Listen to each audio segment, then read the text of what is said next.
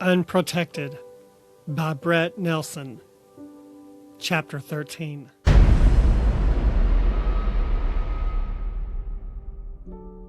Julie dusted her hands on her apron as she rushed to answer the door.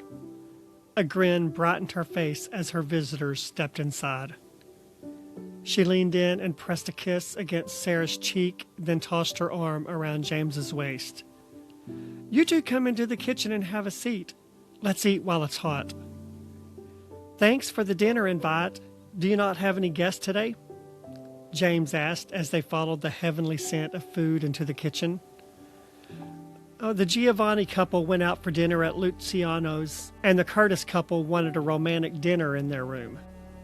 "A romantic dinner in their room?" James cut his eyes over at Sarah with a playful smirk. "They must be newlyweds." She whacked him across the chest. "Or maybe they're looking for new ways to keep their love fun and exciting." He looked at Julie and whispered, $10 as they're newlyweds." Julie gestured at the table with a flourish. "Sit, sit. I hope you don't mind having dinner here in the kitchen. I just think it's warmer and more inviting than that large dining room. Any chair you want is fine." Julie patted him on the shoulder as he sat.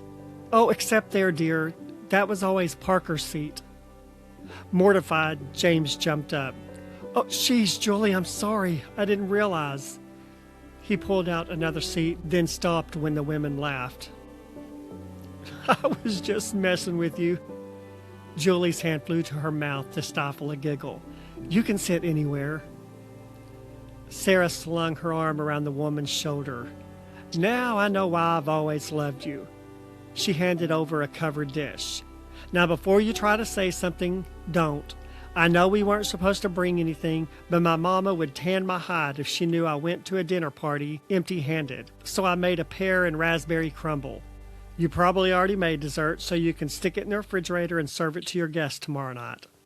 Julie accepted the dish. "Oh, I wish you hadn't gone through the trouble, but I'll do no such thing. We'll set it out alongside my chocolate cake with homemade chocolate buttercream frosting, and everyone can have a little of each if they want." She sat at the table and ladled steaming roast with potatoes and carrots in a thick gravy. She handed a plate to James. "Now eat up. I don't want any leftovers." James nodded and dug in. "Oh, Julie, don't tell him that. I'm trying to get him to lose a few pounds." Sarah accepted her plate and breathed in the succulent scent with a robust hint of rosemary. "Oh, we could all stand to lose a pound or two." Julie waved her away. "But what fun is that? Life's too short to not eat the food you love." James held a forkful of roast in the air. "Amen, sister." "Well, eating what he loves isn't the problem. It's eating 3 helpings of what he loves." Sarah reached over and patted his stomach. "Moderation. I keep telling him that moderation is the key to a healthy life." "Yeah, can we start the moderation tomorrow?" He piled in another mouthful. "It's a reasonable request." Sarah propped her elbows on the table and focused on Julie. "You've known James for a long time, longer than I have." Julie clenched her eyes shut. "Lord, thank you for the good food and the even gooder company." She looked at Sarah with a happy grin. "James and I have known each other for a long time, yes." "Tell me a story about him that I don't already know, from way back when you were young." "Hey, what's everyone picking on me for? Besides, she won't tell you anything because it goes against the friend code." Julie leaned back in her chair with a devious expression, her hand to her chin, deep in thought. A story?" James shook his head. "Traitor." She glanced at him, her eyes sparkling with amusement.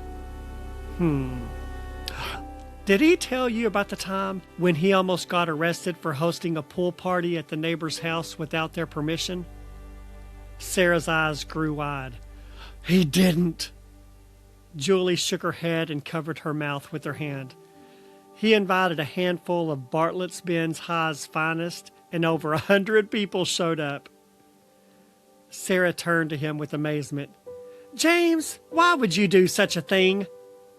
He shrugged. It wouldn't have been such a big deal if the cheerleaders hadn't invited all their friends, who invited their friends, who invited their friends. Sarah's hands dropped to the table. You invited the cheerleaders to a pool party. That is such a cliche. Well, yeah, who else would I invite?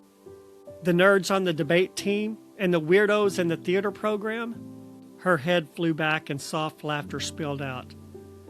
And they went because of you or because of the pool? Gee, thanks, he frowned. Is it so hard to believe that the cheerleaders would want to hang with me at the pool? Oh, what were you thinking, throwing a party at the neighbor's house? Well, they went to Disneyland for 2 weeks and weren't supposed to be using it, so in your juvenile ignorance, you thought nobody would notice you using the pool. Well, they wouldn't have noticed if 106 extra people hadn't shown up with the boom boxes blaring Journey and enough wine coolers to float the Titanic. Sara whipped around to Julie. Were you there too? She nodded. Well, I wasn't part of the original party attenders, but one of my friends called and told me James was throwing a pool party. She spread her arms in a dramatic fashion. I had to go and find out what all the commotion was about. Sara rubbed her hands and a devilish smile spread across her face. Who called the cops? One of the neighbors who didn't like all the noise? Julie shook her head. Turns out Mr. and Miss Jenkins' vacation was postponed for a few days because something came up on her job. She was the president of First National Bank of Bartlett's Bend, so she was pretty big around here. Sarah's eyes grew wide. They were home when the rager started? Again, she rubbed her hands together as she savored every detail of the story. Oh, and you didn't know they were home? I never got in a stitch of trouble in school, so I was mortified at the time, but I can laugh about it now, Julie said. I remember that Mr. Jenkins came out onto the back patio at just after 10 o'clock at night, decked out in his tuxedo, and screamed, "What in tarnation is going on out here?" Sarah's hands pounded the tabletop as she laughed. Apparently they'd been at some fancy shindig all night, and about 10 minutes later the pool was awash with the red and blue flashing lights of at least 5 police cars. A few had enough brains to run when old Mr. Jenkins came out and screamed at us, but most of us just ignored him.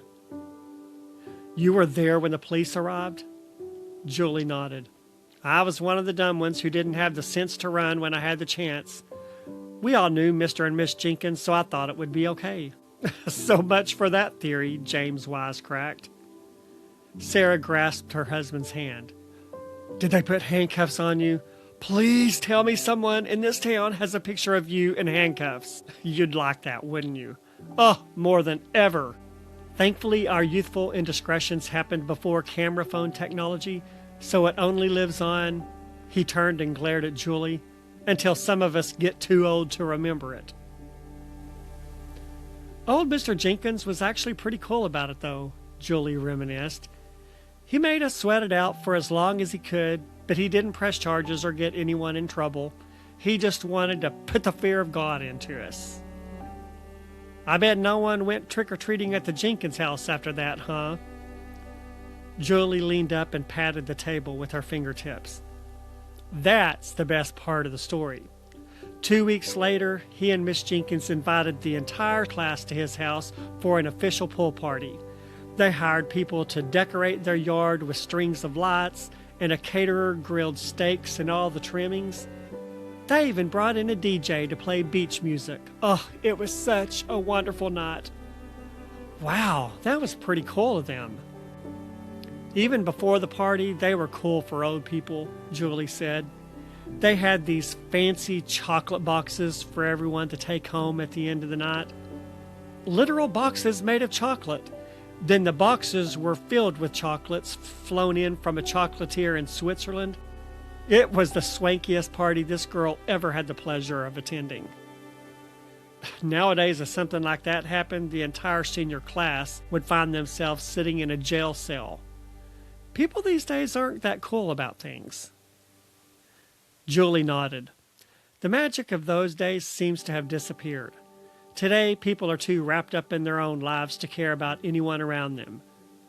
Back then, everyone in town knew everyone else, and we watched out for each other. I still know a lot of the town, but people stay mostly to themselves. It's kind of sad if you ask me. They jumped up to clean the dishes and had the kitchen sparkling within minutes. Outside, Julie grabbed James's arm as she escorted them to the car.